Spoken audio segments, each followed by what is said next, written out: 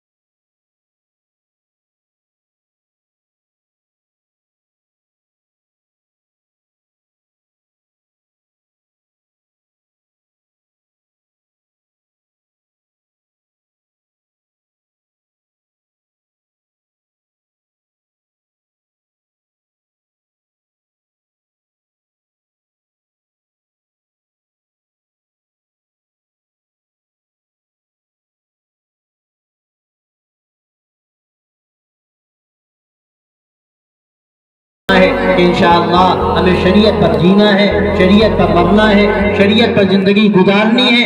ایک لمحے کے لیے بھی ہم شریعت سے دستبردار نہیں ہو سکتے، اور شریعت تو بہت بڑی چیز ہے۔ شریعت کے کسی ادنا نظام سے، اور میں ادنا کہتے ہوئے بھی شرم محسوس کرتا ہوں، شریعت کا کوئی نظام ادنا نہیں، لیکن ظاہری اعتبار سے کوئی معمولی بھی عمل ہو وہ ہم شریعت کے مطابق پورا کریں گے۔ اگر تہجد پر پابندی لگے، اشراق پر پابندی لگے، ہم وہ بھی گوارا نہیں کر سکتے۔ ہم اس ملک میں ہمیشہ اسلام کے مطابق اپنی زندگی گزارتے رہے ہیں، اور اسی کا اعلان کرتے ہیں کہ اسلام کے مطابق ہم زندگی گزاریں گے، اسی پر جئیں گے، اسی پر مریں گے۔ اگر انشاءاللہ ہم نے یہ طے کر لیا، اس کے لیے ہم نے تھوڑی سی محنت کی، اپنے گھروں میں مزاج بنایا، ماحول بنایا، اور اپنے آپ کو شریعت کے سانچے میں ڈھال کر انسانیت کے سامنے پیش کیا، میں آپ سے صاف کہتا ہوں دنیا پیاسی ہے آپ کے نمونے کی۔ اللہ کے نبی صلی اللہ علیہ وسلم نے جو نمونہ دیا انسانیت کے لیے، اخلاق کی، محبت کی، جو زندگی آپ نے پیش کی، آج دنیا اس کی ضرورت مند ہے۔ ہم اللہ کے نبی صلی اللہ علیہ وسلم کی اس مبارک زندگی کو اپنی پوری زندگی کے لیے نمونہ سمجھ کر اس کو اختیار کریں گے، اس کا عکس اپنے آپ کو بنانے کی کوشش کریں گے اللہ کی مدد شامل حال ہوگی، اللہ کی طرف سے راستے کھلیں گے، اور اللہ نے جو ابھی آسانیاں جو کچھ بھی دی ہیں انشاءاللہ آسانیاں اور بڑھیں گی، اور اللہ کی طرف سے مزید ایسے راستے شاید ہمارے سامنے آ جائیں جس کا ہمیں پہلے تصور بھی نہ ہو۔ میں پھر آپ سب کا بہت شکریہ ادا کرتا ہوں کہ آپ ایک معمولی آواز پر یہاں جمع ہوئے، اور ہمیں امید ہے کہ جب بھی آپ کو آواز دی جائے گی دین و شریعت کے نام پر آپ آسانی سے آئیں گے، اور سب سے بڑھ کر میں سمجھتا ہوں کہ آج کا یہ اجلاس ایک مبارک اور تاریخ ساز اجلاس ہوگا کہ یہاں سے ایک نئے دور کا آغاز ہوگا، اور ہم سب مل کر کوشش کریں گے اللہ کے دین کے لیے، اللہ کی شریعت کے لیے، اللہ کے نبی صلی اللہ علیہ وسلم کی اس امانت کے لیے جو اللہ نے ہمیں اور آپ کو عطا فرمائی۔ اور یہ اللہ کی سب سے بڑی نعمت ہے کہ زندگی تو ختم ہو جائے گی، لیکن زندگی اگر شریعت کے مطابق گزر جائے وہاں کی کامیابی کا انحصار کہ عبدالآباد کی ہمیشہ ہمیشہ کی زندگی ہے وہ اسی پر ہے۔ انشاءاللہ اگر یہ کامیابی ہمیں حاصل ہو گئی اور وہاں کامیاب ہو گئے تو اللہ کے لیے ہمارے لیے بڑی آسانیاں ہیں، اور اللہ کے لیے کچھ مشکل نہیں، تو اس کے لیے عزم و حوصلے کی ضرورت ہے، ارادے کی ضرورت ہے۔ اللہ تعالیٰ آپ کے جمع ہونے کو قبول کرے۔ میں اپنی ماں بہنوں کو بھی شکریہ ادا کرتا ہوں کہ وہ یہاں دین کی عظمت کو لے کر آئیں، دین کے اور شریعت کے اہتمام کو سامنے رکھ کر آئیں، وہ بھی طے کر کے جائیں کہ انشاءاللہ اب بھی زندگی کو شریعت کے مطابق بنائیں گے، پردے کا اہتمام، حیا کا اہتمام، برائیوں سے بچنا، گھروں میں کوئی نامناسب کام ہونے نہ دینا، اور بچوں کو جو اب بڑے ہو رہے ہیں اور ان کو حکم دینا چاہیے نماز کا، ان کو نماز کی تلقین کرنا، ان کو مسجدوں میں بھیجنا۔ اگر ہمارے گھروں میں تھوڑا سا اس کی محنت ہو جائے اس کے نتائج بہت اچھے ہوں گے۔ اسی طرح بچیوں کی تعلیم کا مسئلہ، ان کو غلط راستے پر جانے سے بچانا، یہ ہماری بہت بڑی ذمہ داری ہے، اور یہ سب انشاءاللہ آپ کریں گے۔ آپ اسی لیے آئے ہیں کہ آپ یہاں سے جو عزم اور جو پیغام لے کر جائیں گے انشاءاللہ وہ زندگی کے لیے ایک نئی روشنی ہوگی، اس سے ہمیں بہت سبق ملے گا۔ اللہ تعالیٰ ہم سب کو توفیق دے، آپ کے آنے کو اللہ تعالیٰ قبول فرمائے اور خیر و برکت کا ذریعہ بنائے۔ وآخر دعوانا ان الحمد للہ رب العالمین۔